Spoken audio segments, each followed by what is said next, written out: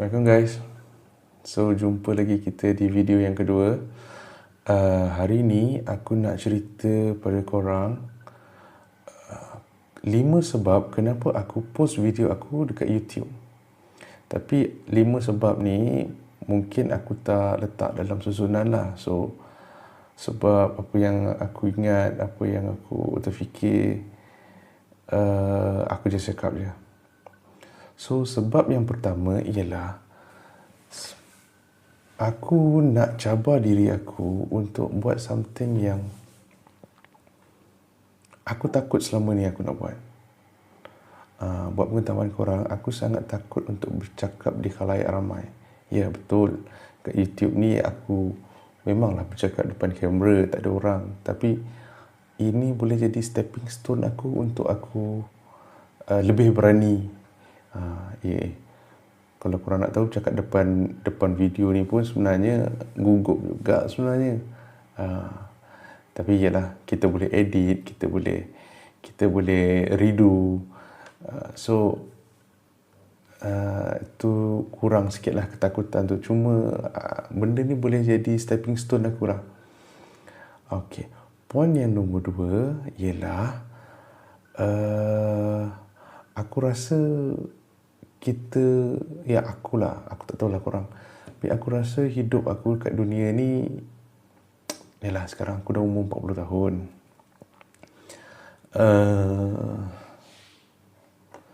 Tak tahulah berapa lama lagi masa yang aku ada. So aku rasa macam aku nak apa aku cakap, aku nak tinggalkan something. Aku nak bagi kata-kata motivasi, aku nak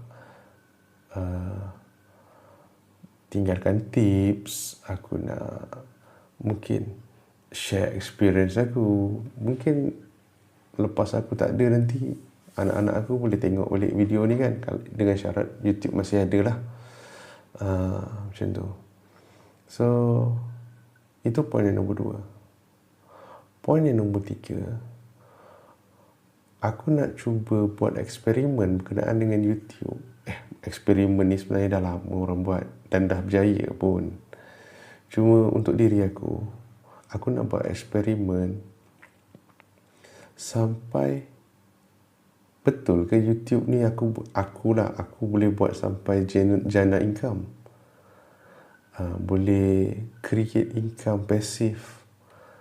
Andai kata benda ni berjaya dan benda ni membuahkan hasil lah, orang kata kan, aku akan ajar anak-anak aku untuk buat benda yang sama untuk pendapatan pasif dan untuk share experience, untuk buat kebaikan, sebarkan kebaikan.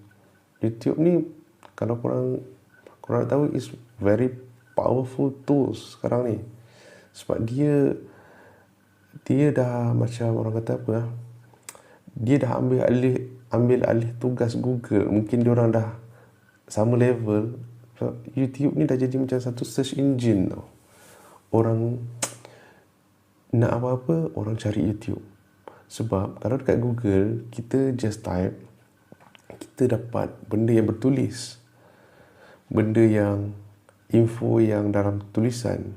Tapi dalam YouTube, kita dapat macam mana orang tu buat, macam mana benda tu dilakukan, kita nampak.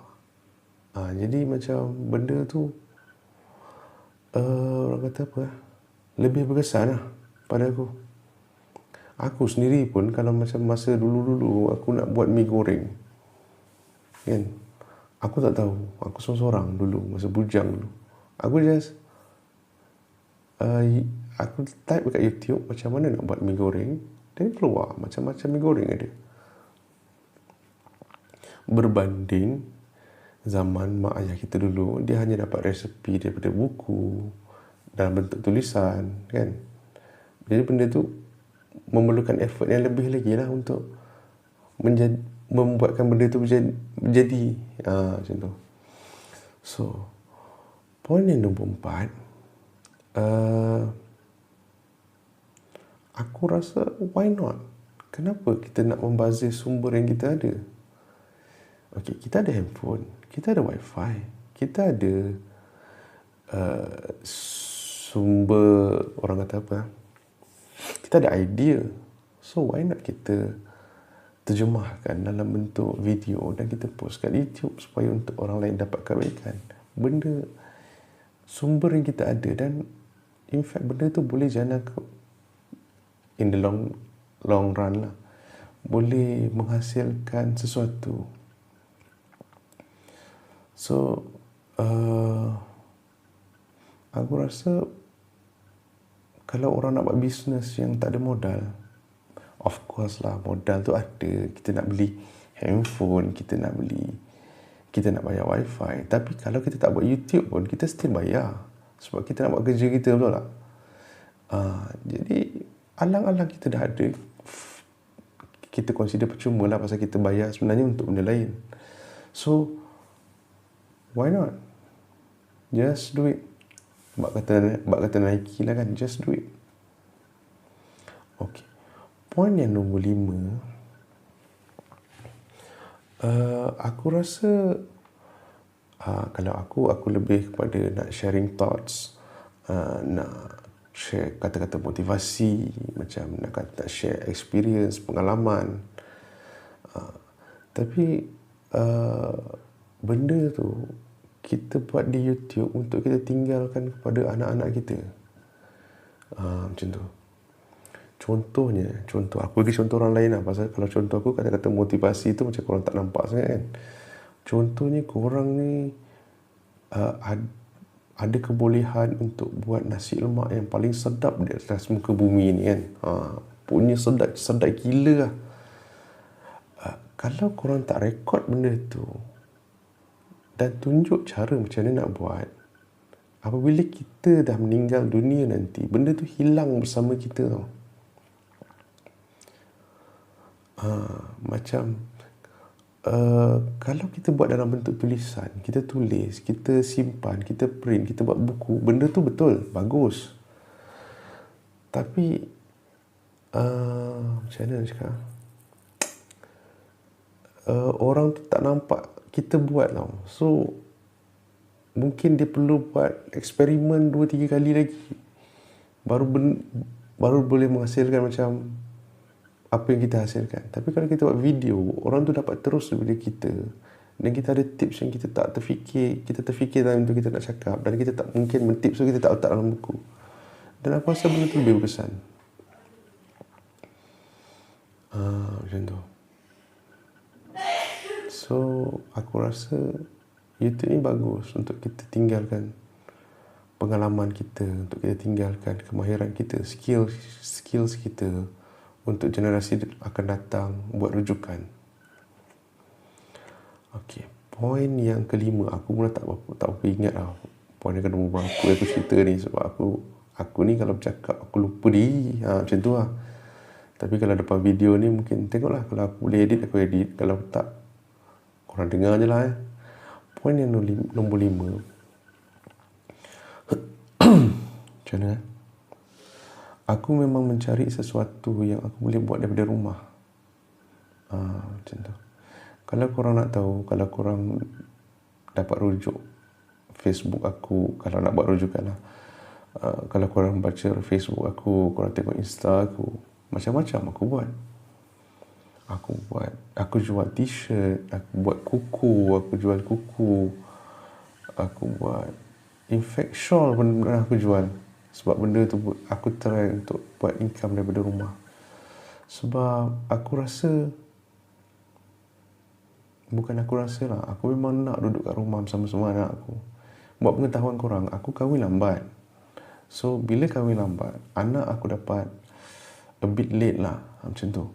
So sekarang anak aku ada yang tadika lagi, ada yang umur setahun, ada yang darjah 2. So aku nak duduk, sedangkan aku dah umur 40 tahun kan. So aku nak duduk dengan diorang. Aku nak hantar diorang sekolah, aku nak ambil diorang sekolah, aku nak makan dengan diorang, aku nak Aku nak bercerita dengan diorang, nak melukis dengan diorang, tengok TV sama-sama, aku nak tidurkan diorang. Sebab masa kita ada dengan anak-anak ni tak lama tau. Mungkin dalam 15 tahun.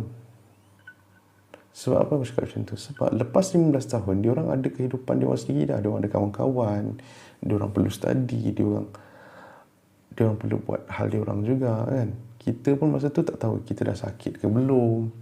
Kan 15 tahun daripada sekarang, aku dah umur 55 dah. Macam tu.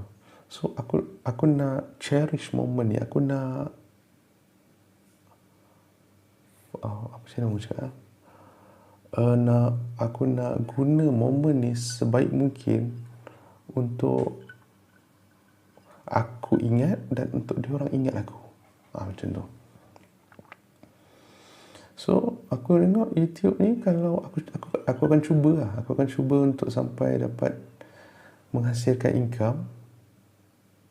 Seingat aku pula dah ada member aku yang beritahu, untuk generate income kat YouTube ni kita perlu ada 1000 subscribers dengan 4000 jam tontonan.